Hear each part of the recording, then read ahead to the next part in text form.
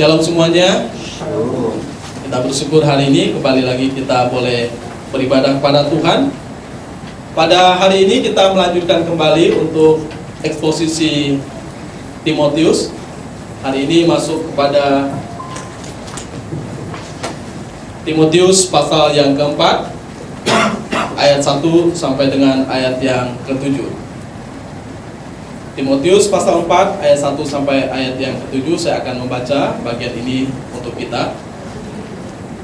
Dikatakan dalam bagian ini, tugas Timotius dalam menghadapi pengajar sesat. Roh dengan tegas mengatakan bahwa pada waktu-waktu kemudian ada orang yang akan murtad lalu mengikuti roh-roh penyesat dan ajaran setan-setan. Oleh tipu daya pendusta-pendusta yang hati nuraninya memakai cap mereka.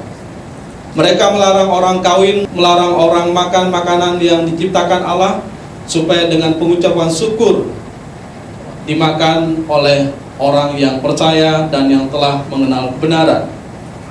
Sebab semua yang diciptakan Allah itu baik dan tidak ada yang haram jika diterima dengan ucapan syukur. Karena semuanya itu dikuduskan oleh firman Allah dan oleh doa. Dengan selalu mengingatkan hal-hal itu kepada saudara-saudara kita, engkau akan menjadi seorang pelayan Kristus yang baik, terdidik dalam pokok-pokok iman dan dalam ajaran sehat yang telah kau ikuti selama ini. Namun, jauhilah cerita-cerita tahyul nenek tua, latihlah dirimu untuk menjadi saleh. Kalau kita perhatikan bagian ini, maka kita makin melihat apa sebetulnya yang Paulus sampaikan di bagian yang awal tentang bahayanya para pengajar sesat. Jadi mereka cenderung bicara tentang kisah-kisah dongeng-dongeng, lalu bicara tentang istilah-istilah, silsilah-silsilah yang tidak ada habisnya. Dan makin terang kemudian pada bagian ini pengajar sesat, kemudian mereka masuk dengan cara yang sepertinya cara yang lembut, padahal berusaha menarik orang dari kebenaran Tuhan. Ayat yang ketiga, mereka melarang orang kawin, melarang orang makan makanan yang diciptakan Allah. Jadi ini sudah mulai terlihat sebetulnya motivasi di balik ajaran-ajaran palsu itu apa. Jadi mereka cenderung menarik orang keluar daripada kebenaran Tuhan. Nah, dalam bagian ini kita melihat ayat yang pertama, dikatakan beberapa orang akan murtad dari iman. Nah, ini disampaikan beberapa orang. Kita sudah melihat bagaimana beberapa orang, Alexander, kemudian beberapa orang yang disebutkan oleh Paulus, mereka yang murtad dari iman mereka, ya.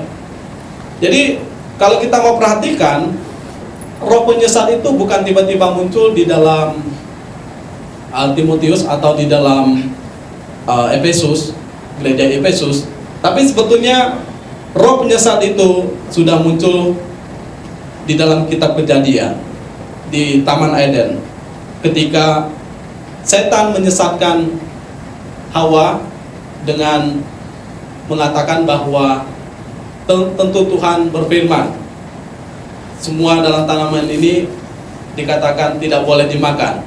Padahal sebaliknya Tuhan berkata semua boleh, tapi hanya satu yang tidak. Kemudian dia berkata, tentu Tuhan berkata kalau kamu makan, kamu akan mati. Tetapi dia berkata tidak akan mati, justru dia akan menjadi sama seperti Allah. Jadi dalam godaan yang dilakukan oleh iblis ini sebetulnya mulai daripada Taman Eden.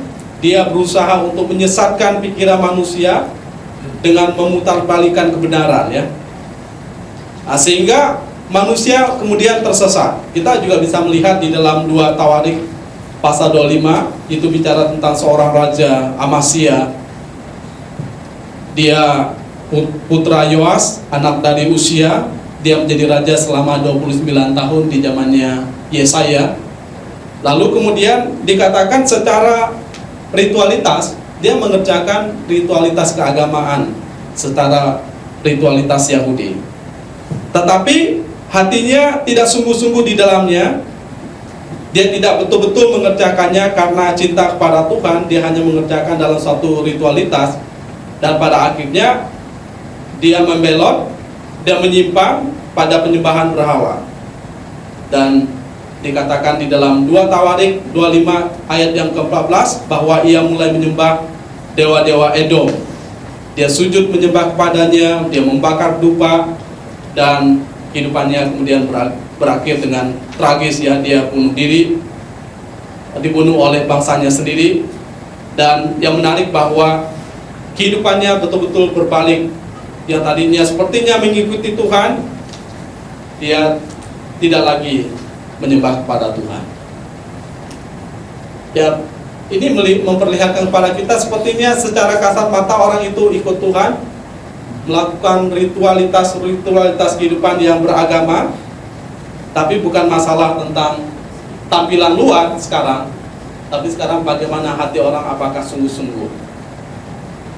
Ya, dalam kekristenan kita sebut biasanya orang melakukan itu karena Kristen KTP. Nah, sehingga nggak heran ada orang murtad. Nah, salah satu pendeta yang murtad yang terkenal di Indonesia kemarin meninggal. Jadi dia begitu gencar menyerang kekristenan, ya, ketika dia berbalik pada kepercayaan yang selama ini diakui oleh dia. Nah, kata murtad itu sebetulnya mengacu kepada sikap di mana orang tua dari iman yang mereka ketahui. Mereka sudah memahaminya, mereka sudah mengakuinya.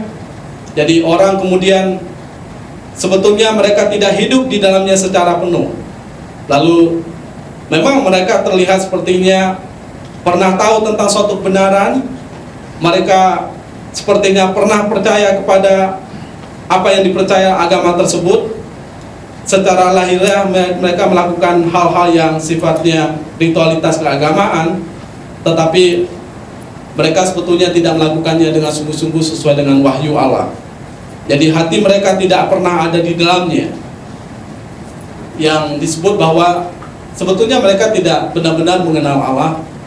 Mereka tidak sungguh-sungguh di dalam kerinduan untuk terpikat kepada Allah. Justru mereka segera ketika ada godaan yang lain, mereka segera hanyut, mereka segera mengikuti arus, bahkan mereka segera terbuai dengan ajaran-ajaran yang lain. Nah, menarik dalam hal ini, Roh dengan tegas mengatakan bahwa pada waktu-waktu kemudian ada orang yang akan murtad lalu mengikuti roh-roh penyesat dan ajaran setan. Saya pernah mendengar kalimat bahwa sebetulnya dalam istilah kekristenan tidak ada orang yang murtad. Karena prinsipnya adalah kalau seseorang sudah dipilih oleh Allah, ya pasti dia akan kembali kepada Dia. Karena ya gembala mendengar suara dombanya, sebaliknya juga domba pasti mengenal suara gembalanya. Kalau kemudian orang beralih daripada kepercayaannya, bukan berarti selama ini dia terlihat, dia sungguh-sungguh benar-benar sudah masuk dalam lingkar persekutuan dengan gembala itu, tetapi dia hanya sekedar seperti orang yang mengikut saja.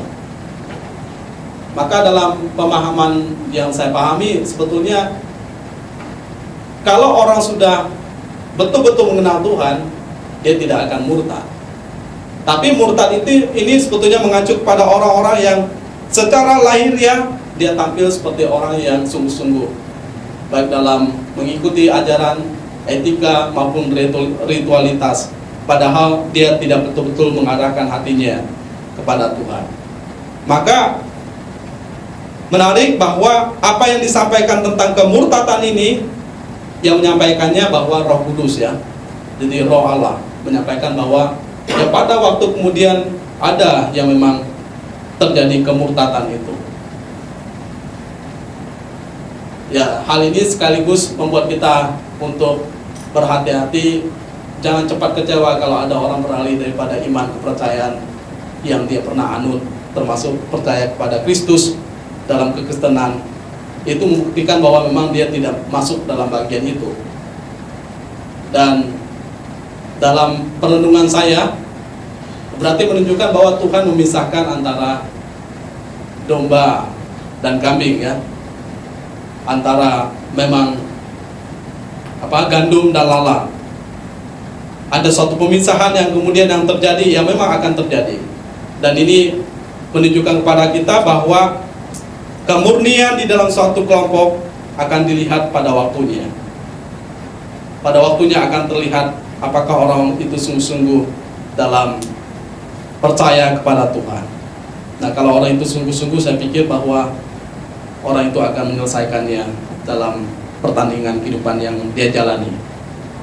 Jadi kalau kita memperhatikan bahwa orang yang murtad ini, orang yang murtad menunjukkan tentang sikap yang dia jatuh bukan karena tidak sengaja, tetapi karena kesengajaan. Memang dia sudah dipengaruhi, dia sudah larut di dalamnya, bahkan dia dengan sengaja meninggalkan kepercayaan yang dia anut sebelumnya.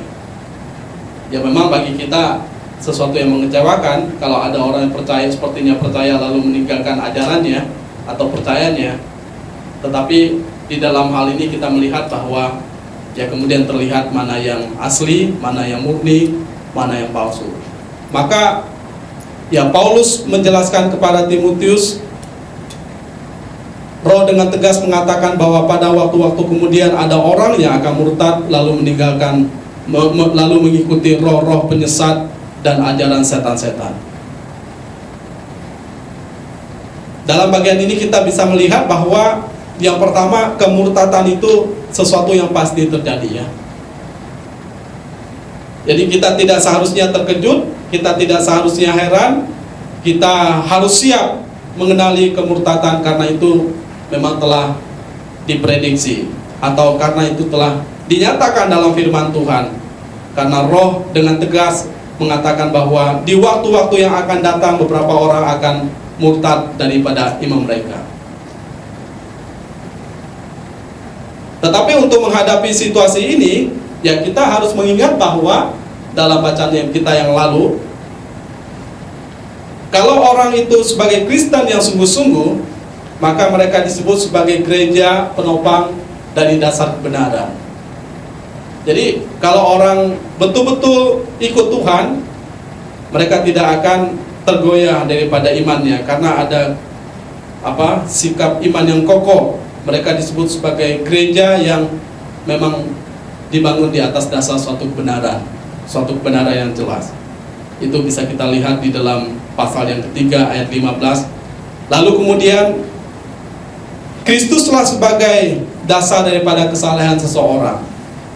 Itu bisa kita lihat di dalam pasal 3 ayat 16. Jadi kunci kesalehan seseorang itu bukan berdasarkan suatu ritualitas keagamaan atau karena suatu hal yang lain, tapi memang karena ada suatu kunci kesalehan kita, yaitu Yesus Kristus, Tuhan dan Juru Selamat. Ya memang ada serangan balik, di balik semuanya itu ada kebohongan iblis yang dimainkan, sehingga kita juga diminta untuk berhati-hati. Sebetulnya perintah untuk berhati-hati terhadap ajaran sesat itu sudah digaungkan di dalam Perjanjian Lama, karena kemudian dikatakan tidak semua Israel adalah Israel asli atau Israel sejati. Tidak semua orang yang disunat secara lahiriah memiliki hati yang bersunat. Nabi-nabi seperti Daniel dan Yehezkiel juga berbicara tentang bagaimana terjadi pemberontakan juga di antara umat yang tidak setia mengikuti Tuhan. Jadi sebetulnya kita bisa melihat bahwa orang sepertinya ikut Tuhan dalam suatu agama yang sama, tapi akan dibedakan mana yang sejati, mana yang tidak sejati, mana yang murni dalam hidup mereka, mana yang kemudian akan meninggalkan dia, memberontak terhadap dia. Lalu banyak sekali diperingatkan juga di dalam Perjanjian Baru, di mana dikatakan bahwa banyak Mesias palsu dan nabi-nabi palsu yang akan datang menyesatkan banyak orang. Itu juga disampaikan dalam Matius 24. Kemudian dalam 2 Petrus dikatakan pada akhir zaman akan muncul pencemooh yang meninggalkan iman. Lalu 1 Yohanes 2, antikristus akan datang dan banyak yang akan keluar dari antara kita, dan itu menunjukkan bahwa mereka tidak benar-benar bersama dengan kita atau menjadi milik kita. Lalu yang terakhir 1 Yohanes 4, banyak nabi palsu telah muncul ke dunia untuk menyesatkan jiwa, dan memang ini sesuatu yang benar-benar terjadi. Jadi saya melihat bahwa bagaimana menghadapi pengajaran sesat. Yang pertama ya, kita harus tahu bahwa kesesatan itu ada dan kemudian akan terjadi, dan memang ada yang hadir sebagai penyesat dan mereka ditunggangi ya, mereka dipakai oleh roh-roh penyesat sehingga mengajarkan ajaran setan-setan. Jadi dalam dunia ini ternyata ada dua pengajaran yang asli yang dari Tuhan, yang pengajaran palsu ya dari guru palsu-palsu, dan juga memang sumbernya daripada ajaran setan. Dan pasti semuanya menunjukkan tentang bagaimana sikap yang bertolak belakang antara ajaran daripada Tuhan dengan ajaran daripada si iblis ya, daripada setan itu sendiri. Sehingga kita tidak perlu heran tentang semuanya, dan juga kita perlu berhati-hati terhadap apa yang terjadi di sekitar kita.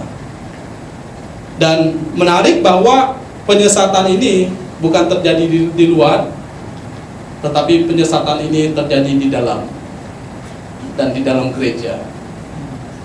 Nah, sehingga ketika kita bicara tentang memberitakan Injil yang murni, ya memang sangat diperlukan oleh jemaat Tuhan. Bagaimana jemaat Tuhan ya memang harus berpegang kepada Injil yang sesungguhnya, supaya mereka tidak kemudian tersesat karena tipu daya daripada setan yang berusaha menggeserkan mereka daripada iman mereka yang sejati. Kapan kemurtatan itu terjadi? Ayat yang 1 juga menunjukkan bahwa kemurtatan itu akan terjadi pada masa-masa yang akan datang, dikatakan. Kapan masa-masa yang akan datang itu? Apakah itu jauh ke depan sana? Apakah itu hanya menjelang kedatangan Kristus yang kedua? Jawabannya jelas bahwa ayat-ayat Alkitab menunjukkan tentang masa akhir dimulai sejak kedatangan Kristus yang pertama. Jadi sejak kedatangan Kristus yang pertama, penyesatan itu untuk kita ya mulai datang, dan kemudian banyak sekali pengajar-pengajar sesat yang bicara tentang Mesias palsu, ajaran-ajaran yang palsu yang datang ke dalam dunia. Kita bisa melihat bagian itu di dalam Yohanes 1 Yohanes 2 ayat 18, dikatakan, anak-anakku, saat ini adalah waktu yang terakhir. Dan kemudian 1 Petrus 1 ayat 20, Kristus telah menyatakan diri pada zaman akhir. Ibrani 1 ayat 2, pada zaman akhir ini Allah telah bicara kepada kita melalui anaknya, kemudian bicara tentang penyesat-penyesat yang kemudian akan datang. Jadi masa akhir dimulai sejak kedatangan Kristus yang pertama, dan ya kita sekarang hidup di masa mesianik, yaitu masa antara kedatangan Kristus yang pertama dan kedatangannya kedua yang memerintah dalam kemuliaan dan memasuki kerajaan yang kekal. Kemurtatan tidak jauh, kemurtatan ada di sekarang ini. Ya kalau kita bicara tentang tunggu, nanti ada suatu masa di mana betul-betul ada suatu pengajaran sesat yang terjadi, sebetulnya tidak. Iblis tetap mengerjakan agendanya untuk menyesatkan orang percaya supaya mereka menyimpang daripada imannya.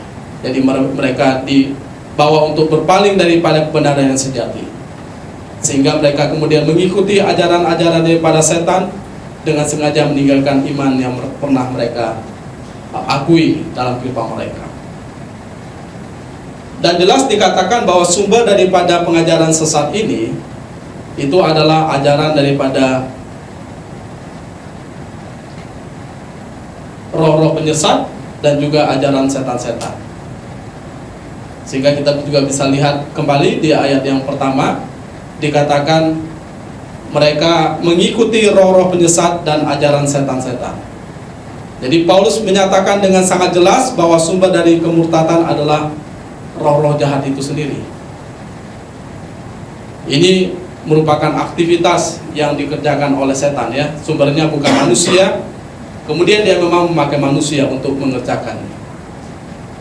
Maka kita harus menyadari realitas pertempuran rohani kita yang disampaikan di dalam Efesus pasal yang ke-6, bagaimana Paulus juga berkata, karena perjuangan kita bukanlah melawan darah dan daging, tetapi melawan pemerintah-pemerintah, melawan penguasa-penguasa, melawan penghulu-penghulu dunia yang gelap ini, melawan roh-roh jahat di udara.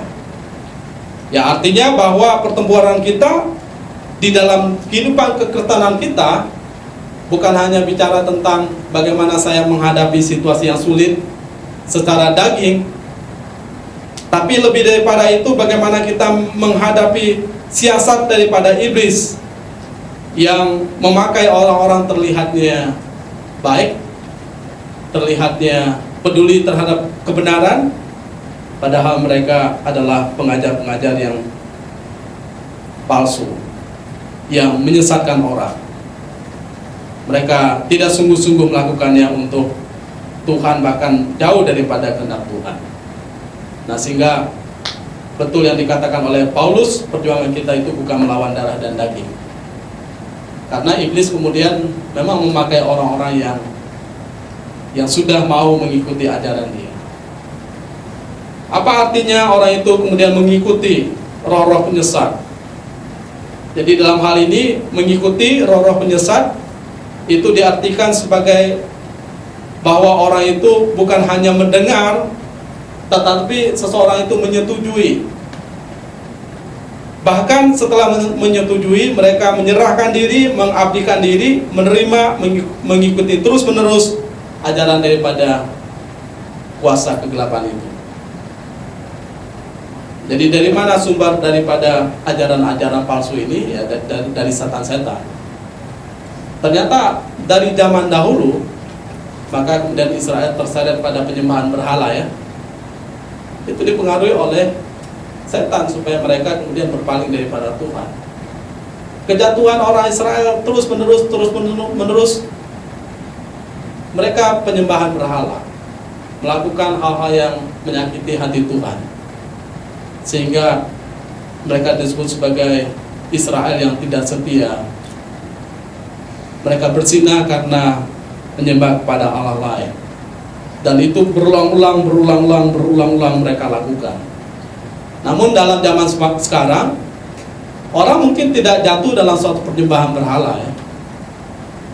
Tapi kemudian mereka jatuh pada sesuatu hal yang lain. Seperti yang dikatakan oleh Paulus di dalam bacaan kita, orang itu menganggap bahwa kesalehan yang dia peroleh bisa melalui cara-cara yang manusia berlakukan, yaitu dengan dia tidak makan ini dan itu, dengan tidak kawin atau menikah.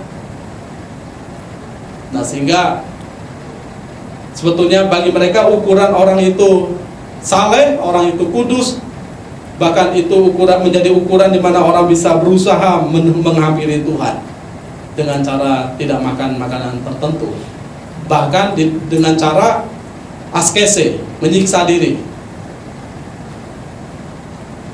Sepertinya ritualitasnya bagus, tapi kalau kita selidiki, apa yang mereka lakukan ini sebagai upaya supaya mereka menyenangkan hati Tuhan. Padahal sebetulnya upaya menyenangkan hati Tuhan atau upaya untuk menerima keselamatan daripada Dia itu bukan usaha kita, tapi itu memang murni pekerjaan Allah. Nah, sehingga sebetulnya banyak orang yang tertipu karena hal ini. Tapi kita sadar bahwa semua makanan yang Tuhan sediakan itu baik ya. Sebetulnya bagi kita tidak ada satupun yang haram ya, kecuali dalam konteks Taurat itu berbeda lagi. Tapi dalam konteks kita, semua yang disediakan Tuhan itu boleh dimakan. Nah, sekarang yang tidak makan bergantung dengan suka atau tidak suka, ada alerginya atau tidak, ya kan? Tapi semuanya boleh, kecuali apa yang dikeluar dari mulut kita. Nah, itu yang harus kita perhatikan. Sehingga orang berkata, kita makan anjing boleh, ya kan? Makan babi boleh, tapi kita nggak boleh berkata kepada orang anjing, gitu kan? atau babi misalnya. Itu kan suatu kata yang keluar menyakiti orang dengan tujuan tertentu, merendahkan lain sebagainya. Tapi kalau itu masuk ke dalam tubuh kita, itu baik untuk kesehatan kita. Semua diciptakan Allah, boleh kita nikmati. Kalau kita pun tidak makan, bukan berarti kita lebih dekat dengan Tuhan ya. Dengan saya tidak makan ini, maka saya lebih dekat dengan Tuhan daripada mereka yang makan. Tapi kalau kita makan, ya bukan berarti ya kita juga lebih dekat dengan Tuhan, karena kerajaan sorga itu bukan masalah makan dan minum. Tapi itu bicara tentang bagaimana memang sikap kita kepada Tuhan. Nah, padahal Tuhan berkata semua yang ada di dalam taman ini, bahkan buah pohon dalam taman itu boleh ya. Dan Tuhan berkata bahwa semua yang diciptakan Dia baik adanya. Kalau Tuhan menganggap itu tidak baik, pasti Dia tidak menciptakannya. Semua baik, semua dapat dinikmati oleh manusia. Nah, hanya ada ajaran palsu yang memunculkan bahwa ada yang tidak boleh. Kemudian mereka menyatakan bahwa melalui kamu tidak makan ini, maka kamu lebih dekat dengan Tuhan. Ya, sama seperti ajaran yang berkata bahwa kalau orang itu tidak menikah, seperti seorang biksu ya, atau seperti seorang paus, lalu seakan-akan levelnya lebih tinggi daripada yang lain dalam suatu kekudusan. Sehingga kemarin ketemu dengan seorang anak pahlawan, anaknya Pak TB Simatupang. Dia berkata, kenapa Pak Niko Petrus disebut sebagai paus yang pertama, padahal dia menikah ya kan? Kenapa kemudian paus-paus berikutnya tidak menikah? Dari mana asal usulnya? Ya karena saya belum mempelajari lebih jauh, saya belum tahu jawabannya. Tapi kemungkinan ada suatu pemahaman ya, dari order tertentu bahwa orang yang tidak menikah dia punya sesuatu yang lebih baik daripada mereka yang menikah. Ya padahal kalau kita perhatikan tidak ada larangan di dalam Alkitab untuk seseorang tidak menikah ya kan. Bahkan dikatakan Tuhan memerintahkan kepada Adam dan Hawa supaya mereka beranak cucu lebih banyak, menghasilkan keturunan, dan mereka boleh melakukan hal yang terbaik di dalam dunia ini. Jadi kita melihat ajaran palsu menyimpangkan suatu kebenaran yang disampaikan dalam Alkitab dengan cara-cara mereka sepertinya cara yang baik, tapi sebetulnya mereka menjauhkan kita daripada pemahaman yang benar tentang apa yang Tuhan singkapkan di dalam kebenarannya. Nah, sehingga dalam bagian ini guru-guru sesat, mereka adalah memang manusia yang dipakai oleh setan. Setan memang mempengaruhi mereka sehingga mereka ditipu daya oleh pendusta-pendusta, dikatakan yang hati nuraninya memakai cap mereka. Jadi ada tipu daya yang mempengaruhi hati mereka sehingga mereka mengikuti ajaran itu. Ya tentang makanan juga seperti Advent misalnya, mereka melarang makan makanan tertentu kan. Jadi saya pikir perlu juga mereka membaca secara utuh dan dengan pemahaman yang utuh untuk memahami kebenaran firman Tuhan, supaya kesalehan bukan dibangun dengan cara-cara yang jasmania atau cara-cara yang dipikir secara etika manusia baik, tetapi kebenaran memang dibangun dalam suatu pemahaman Alkitab yang sesungguhnya. Sehingga kita melihat bahwa ya para pengajar sesat ini melakukan suatu tipu daya, dikatakan yang hati nuraninya hangus dengan dikatakan besi panas. Karena di sini dikatakan hati nuraninya memakai cap mereka. Jadi hati nurani mereka seperti terbakar ya, sudah tidak bekerja dengan sebagaimana mestinya. Sehingga mereka berpura-pura sebagai orang saleh. Mereka memang disebut sebagai orang munafik, pendusta, berpura-pura sebagai orang saleh. Mereka bermuka dua, terlihat sangat rohani, berpenampilan seperti orang yang sangat religius. Padahal di balik semuanya yang mereka sebarkan adalah kebohongan. Ya, meskipun terlihat memakai jubah yang rohani, mereka bisa disebut sebagai orang yang memakai salib atau rosario. Mereka bicara tentang Allah. Tapi memang tidak heran, di dalam Alkitab pun orang bicara tentang Allah. Mereka berkata, Tuhan, Tuhan, kami mengadakan mujizat demi nama-Mu, kami mengusir setan demi nama-Mu, kami melakukan ini demi nama-Mu. Tapi akhirnya Tuhan berkata, penyalah engkau, karena Tuhan tidak mengenal mereka. Kenapa? Karena yang dilakukan mereka hanya sebagai jubah rohani. Jadi tampil seperti orang yang sangat religius, padahal kalau kita teropong lebih jauh, kita melihat identitas mereka yang sebenarnya, bahwa mereka adalah penyesat dan adalah orang-orang palsu. Nah, ini sesuatu yang sangat menarik yang kita perhatikan. Jadi ya, kita harus tampil sebagaimana mestinya. Kita harus belajar dengan sungguh-sungguh suatu kebenaran firman Tuhan. Jadi hati nurani kita harus tetap bekerja, jangan seperti para pengajar palsu yang tidak bekerja hati nuraninya. Kita harus bekerja, harus menghidupi hati nurani yang benar. Ya, dalam ajaran yang sudah disampaikan oleh Pak John, bicara tentang bagaimana hati nurani yang murni sebetulnya itu bicara tentang orang yang memang sungguh-sungguh berpegang pada Injil. Ya, bukan hanya sekedar yang punya hati nurani yang baik, tapi hati nurani yang berpegang pada Injil. Jadi mereka yang hati nuraninya sudah mati, mereka tidak peka lagi terhadap hal yang benar, hal yang salah. Dan juga menariknya, mereka tidak merasa bersalah ketika menyampaikan ajaran yang palsu.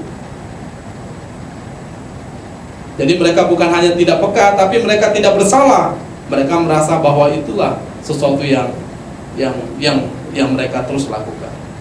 Jadi mereka tidak takut berdiri di hadapan Tuhan, kemudian memberitakan kebenaran kepada orang-orang. Ya, saya teringat lagi tentang seorang yang pernah menjadi seorang Kristen. Dia berkata dia pernah menjadi seorang pendeta, lalu pindah ke agama yang lain. Lalu dia menyampaikan fitnah-fitnah terhadap ajaran-ajaran Alkitab. Kita jengkel ya mendengarkan dia seperti itu. Tapi kenapa dia tetap melakukan hal itu? Ya, karena hati nuraninya sudah mati. Dan dia merasa bahwa apa yang diajarkannya itu sudah benar.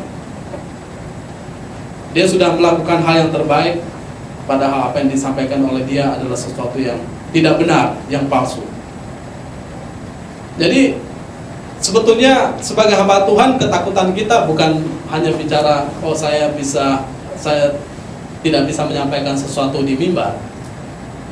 Tapi ketakutan yang sesungguhnya daripada hamba Tuhan, ya kalau dia takut pada Tuhan yaitu ketika dia mengajarkan sesuatu yang tidak benar kepada jemaatnya. Ya, memang ini tidak mudah ya. Karena apa? Kita berhadapan dengan realita di mana dunia atau pengajar-pengajar yang lain mengajarkan sesuatu yang menyenangkan, yang disukai oleh jemaat.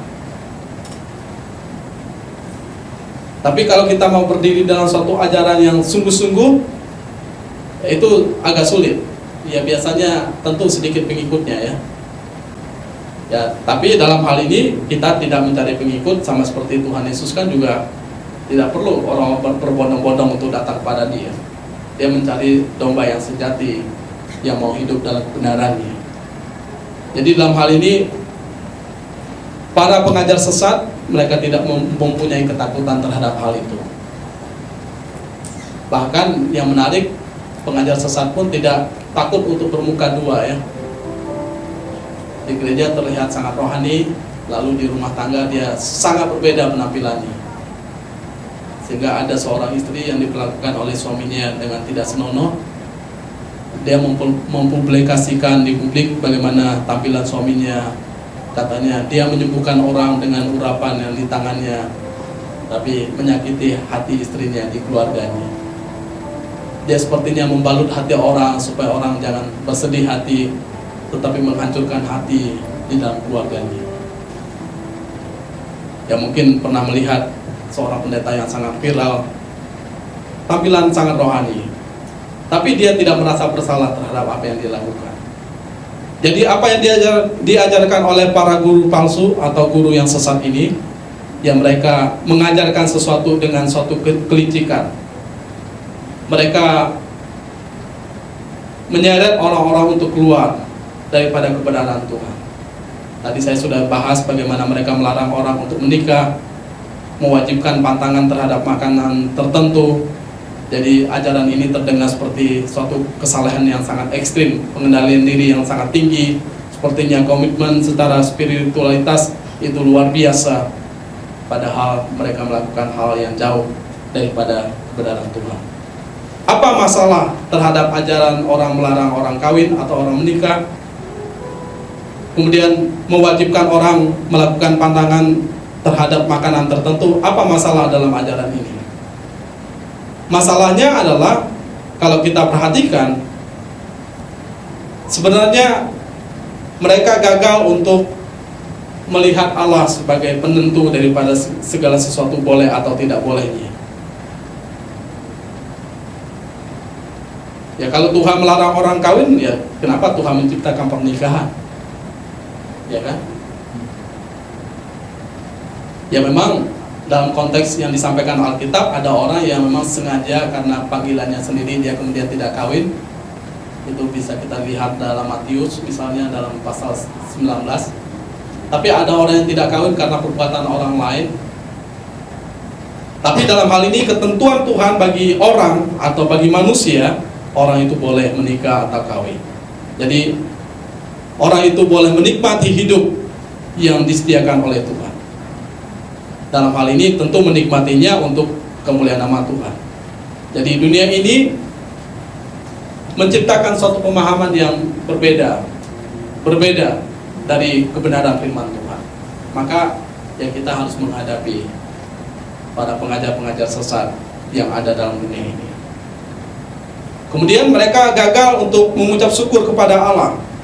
Ya karena Allah sudah menciptakannya, menciptakan makan minum yang bisa dinikmati manusia, menciptakan suatu relasi, ada suatu kenikmatan dalam pernikahan. Mereka gagal untuk mengucap syukur atas Allah, apa yang Allah kerjakan bagi manusia. Yang menarik bahwa mereka menyatakan apa yang baik yang Tuhan nyatakan itu dianggap sebagai sesuatu yang jahat. Jadi terbalik, Tuhan menciptakan segala sesuatu itu baik adanya, itu sesuai, itu dapat diterima. Tapi manusia memberikan suatu nilai yang berbeda, itu tidak baik. Jadi kebalikannya ya. Ya mereka menolak tentunya kebenaran dalam Alkitab atau dalam firman Allah.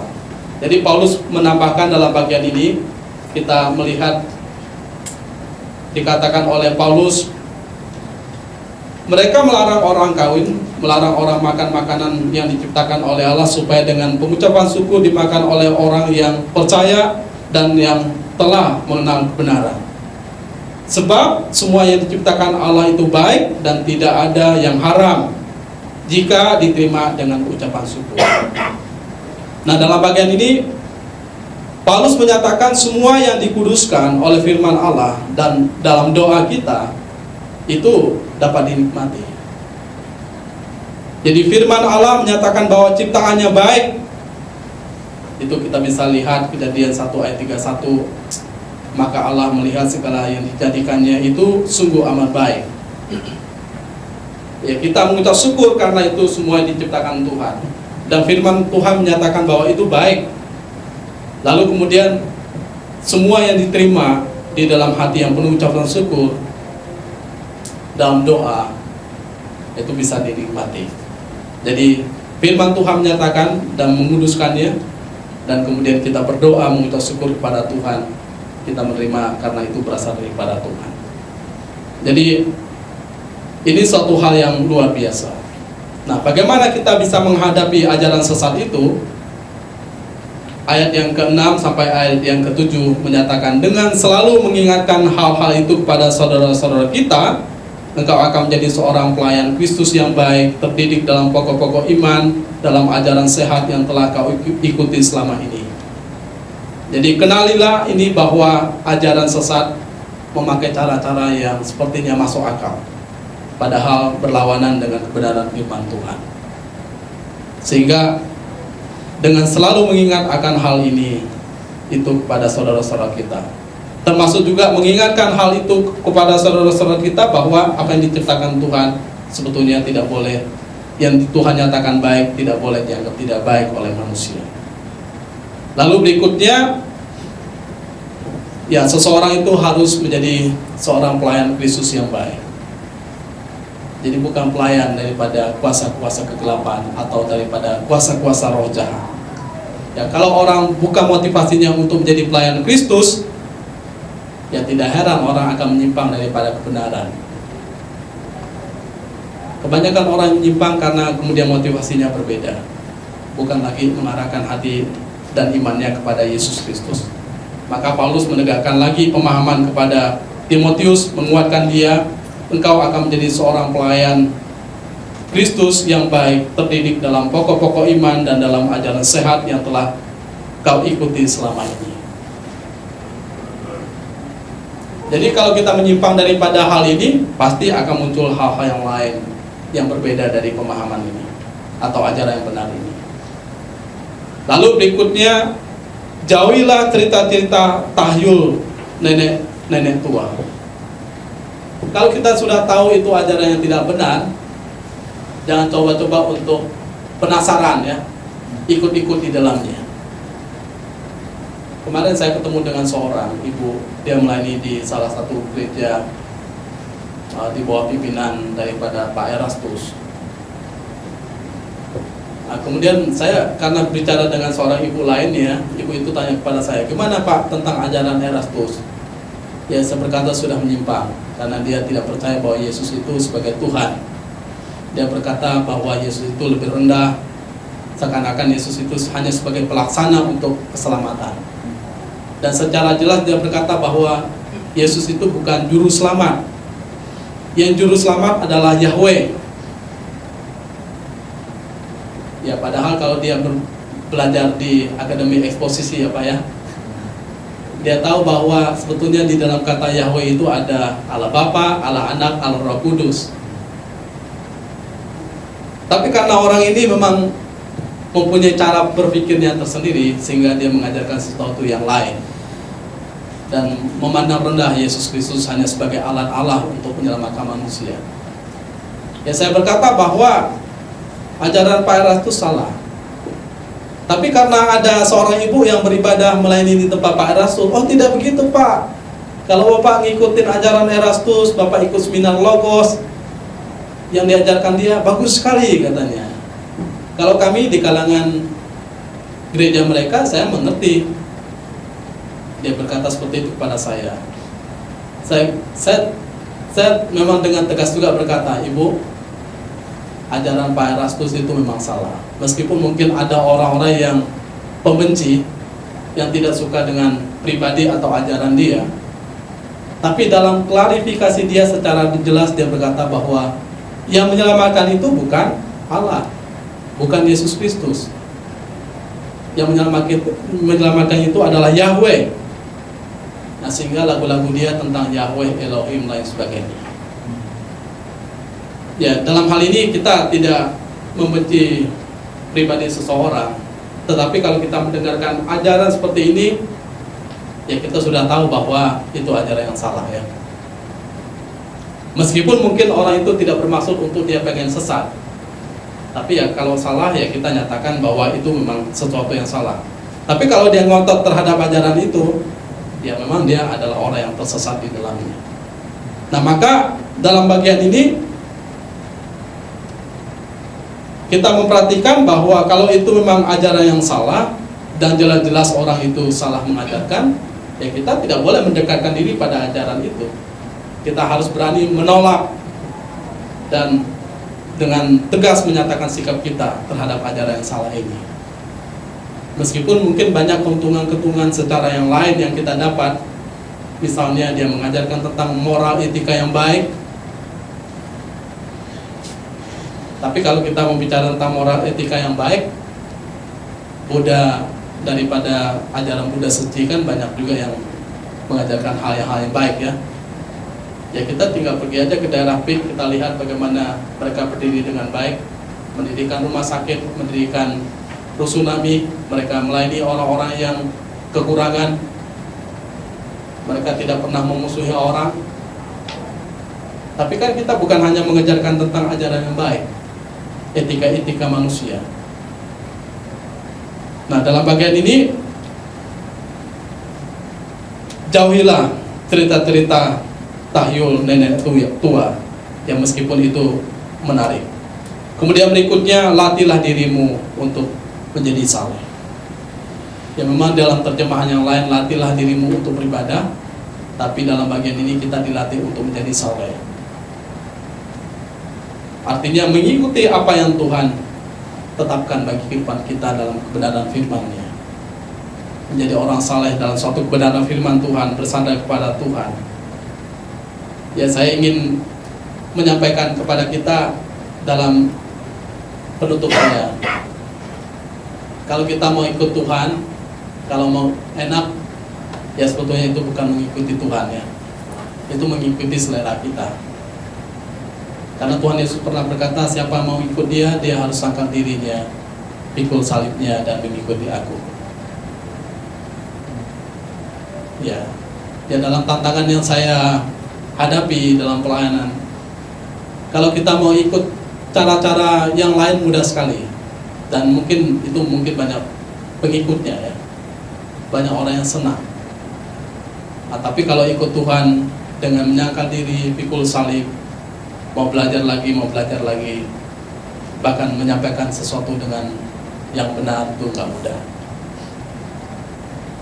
Ya, jadi kita bersyukur untuk hari ini kebenaran firman Tuhan yang menguatkan kita bahwa kita perlu menghadapi penyesat-penyesat. Kita harus kenal terhadap ajaran-ajaran penyesat itu seperti apa. Lalu kita harus berdiri dalam iman yang benar. Lalu harus mempunyai terus hubungan dengan Tuhan dalam kesalehan kehidupan kita. Mari kita berdoa.